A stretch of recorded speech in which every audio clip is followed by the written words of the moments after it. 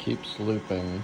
It will go to the base, empty the bin, the app says emptying bin, and then it flips to charging, and then it flips back to vacuuming.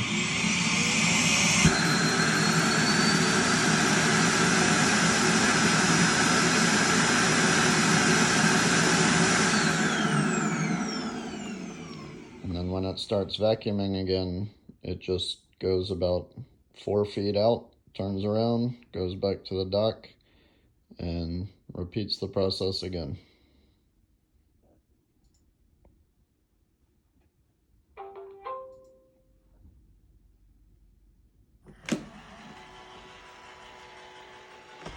There it goes again.